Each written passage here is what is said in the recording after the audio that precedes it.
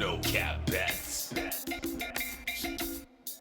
You like football, basketball, you chilling with the homies, bet them whatever, 5, 10, 15, 20, 50, 100, or the friendly wager. This is the podcast for you. Never claim to be an industry professional, just trying to get you the quick flip off of the sports ting.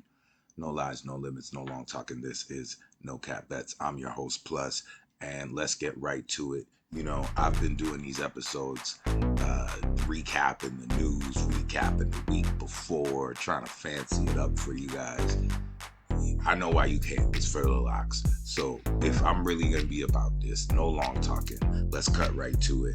I know why you're here. This is why we call it No Cap Bets. That's why I say no long talking. I'm going to go right to the biz. But first, I do want to recap one thing, if y'all allow me to. It's just to give myself the flowers right now. It looks like we're 11-1 on the season. I don't know who could possibly hate on that.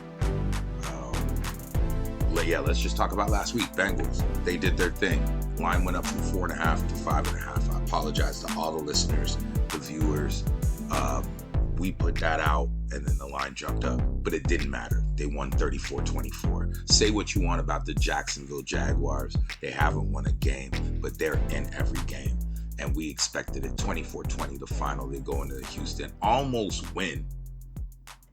More on them to come. I've taken them a lot this year, but 11-1, I'm not going to complain. Chargers, they pulled off that 7.5 division dog. They did exactly what we needed them to do. They had a really stupid 4th and 1, but hey, I didn't take a money line. It's point spread plus over here. So that's 3-0 on last week, 11-1 on the season, and I know exactly why you came, and it's for the locks. So I'm not even going to waste no time. Let's get to it. First lock. They have now won 7 straight games at Soldier Field. It's the Chicago Bears. They haven't lost. Bro, I gotta tell you something. Hold on a moment. You want the morning after? His phone.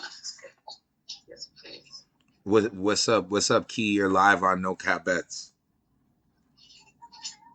Oh no, I can't be airing out this on that. All right. So, yeah, man. Catch me upon YouTube. You're live on No Cap Bets. What do you mean? You mean like audio? Or are you talking about like visual as well? Yeah, like you probably just want to come off right now. Oh my gosh, bro. Bye. I'm just saying, I don't know why you did that. Well, you know, it's time for the locks. The first locks, the Chicago Bears. Shout out to my sister Key, newlywed. As I said, they've won 7 straight games at Soldier Field, which is the longest streak in the NFL. They haven't lost since week 7 at home of 2023. The defense is holding teams to 16.7. I don't know, somewhere around 16, 15 points at home. 22 on the entire season. The Bears are 4-1-1 ATS as a home favorite dating back to last season. Okay, there's some talk going around about Caleb Williams. Like, people are trying to play this dude like he's weak. I mean, he's coming in and he's doing rookie things. You know, he's got a couple games. So he is yet to commit a turnover at home, despite throwing multiple interceptions and fumbling in road games against the Texans and the Colts. It's a rookie on the road. Despite those offensive struggles, this Bears defense is stepping up. They're 8th in scoring defense, 18.8 points allowed per game, 10th in total defense. All time against the Panthers, Chicago's going to enter this game with a 3-game win streak against Carolina. They've got 6 of the last 7 contests between the two teams. 4 of those games, guess where? Soldier Field. Carolina 1-2. Sorry, 1-2. Carolina wishes they were 1-2. Carolina is 1-10 straight up. 2-8-1 as the away underdog against the spread. 2 key linebackers out this week for Carolina, Shaq Thompson and Josie Jewell, who are 1-2 on the team in tackles this season. So you know Swifty's going to come and have a game. He's coming off of a 93-yard game. He's going to be laughing at this defense. And who else are we looking for play action? That boy DJ Moore, who left Carolina on some like, I was down to stay in Carolina. Now he's with the Bears. They paired him up with Justin Fields last year. He looked good. He's got a chance to play his former team now. Everybody's like, oh, the Dalton revenge. Nah, this is the DJ Moore revenge spot. But the Dalton, like, he had one of those last week against the Bengals. How did that look? You know what I mean? So we're going to go all the way, lock this one in with the Chicago Bears as our first lock. We're taking them as a favorite, 3.5. And then with our second lock, you guessed it, the Jacksonville Jaguars. No, this is not deja vu. You didn't switch videos. You're not on week 4, week 2, or week 1. This is week 5, and we're taking the Jacksonville Jaguars once again. Last week, we told you Doug Peterson was playing for his job. This week, he's still playing for his job. They asked him in a press conference if he had lost the locker room. And he was like, that's a weird question to ask me. No, I haven't lost the locker room.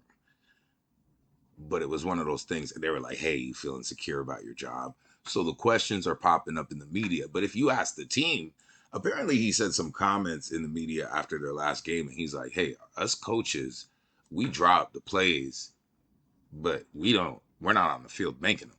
Like, we need the team to make them. And the media made this as, oh, he lost the locker room or whatever. But, sources close to the Jacksonville Jaguars have reached out and they're talking to players and they're like, yeah, like if we drop a ball, that's not the coach's fault. So there seems to be a lot of accountability there. They seem to still play for him. They asked Trevor Lawrence the same thing. Like, has he lost the locker room? They're like, yeah, we don't know where that's coming from, but no, that's not the case. And Jacksonville is playing good football. They're just playing, as I said last week, against teams that are very tough, a very tough strength of schedule, man. If you guys think the Houston Texans are what they are, that's a great team. The Bills are a great team. Miami with Tua in week 1 was a great team. And the Browns are just the Browns. But nonetheless, like, they could have been 1-3, 2-2. They've been in these 4 games. They've had the lead twice in the fourth quarter. So this team could be 2-2 at least. We're locking up the Jags here. We double back. We tried to double back before, but I'm going to double back and lock them up again. Left them alone in week 3. Back on them again in week 4. I'm just not going to fade this team at 0-4.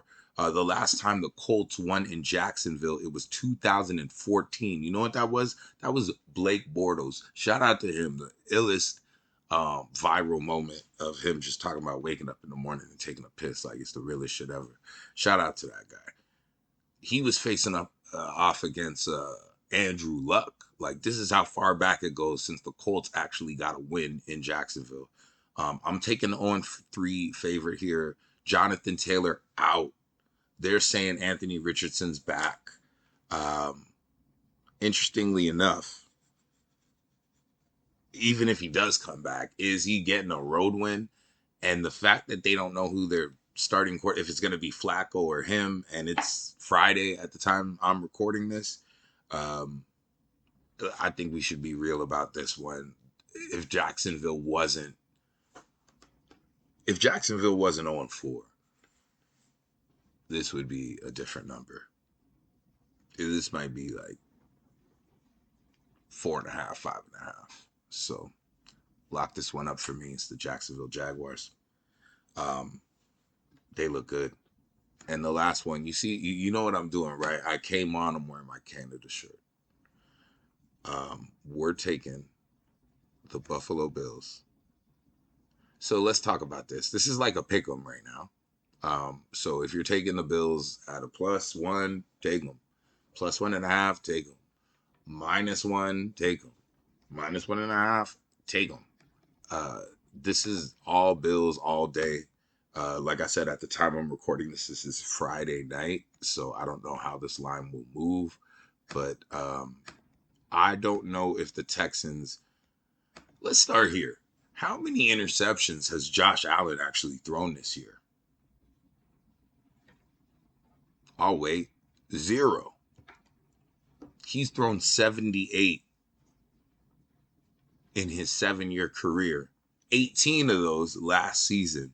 So throughout the years, everybody always talks about Josh Allen as an MVP. And he's probably having the best year he's ever had. And no one's talking MVP about it. They were talking about MVP when he did that Superman stuff week 1. But they're not talking about it anymore. Why? Because they got beat by the future Super Bowl champion Baltimore Ravens. The Bills are 3-1 atop the AFC East with the Jets. That's the only potential threat, I feel like, in the AFC East. Houston, I think we're talking about two different 3-1 teams. Very much a different 3-1 team. The Texans, they had a pedestrian win over the Browns. A coin toss, I guess you could say, in week 1 against the Colts. And you know what? It's like I'm throwing shade at the Colts, but the Colts are not a bad team. They're just not a great team. And an underwhelming primetime game against the Chicago Bears. I know I just took the Bears too, so that's no shade at them. But if the Texans are who they say they are, or if the market says they're +1 dogs against the Bills or -1 favorites against the Bills, I don't know what this line is going to look like by the time they get to the field. Houston, second worst power rating behind Jacksonville against top 5 teams, because their one loss, the Texans, was getting blown out 34-7 to the Minnesota Vikings. And then if we take a look at the common opponent, guess who? The Jacksonville Jaguars. Buffalo beat the Jags 47-10, and Houston just beat the Jags 24-20. I'm plus, but you can do the math on that one. But the Bills are 6-1 straight up after a loss dating back to last season. Josh Allen, he was talking all that shit about Diggs. Now he's got to go to his backyard and back it up. Houston has not covered the number yet this season, and I don't think it's happening this week. Give me Canada's team at whatever number you got it at. +1, -1, any type of 1, times 1, divided by 1. It doesn't even matter. We're taking the Buffalo Bills with this one. That's the third and final lock. If you like everything, just like and subscribe. Like I said, no long talking. We just want to get right to it. It's been another episode of No Cap Bets. I'm Plus Bless Up. Football, basketball, this is No Cap Bets. With Plus Mo. No lies, no limits, no long talking. This is No Cap Bets.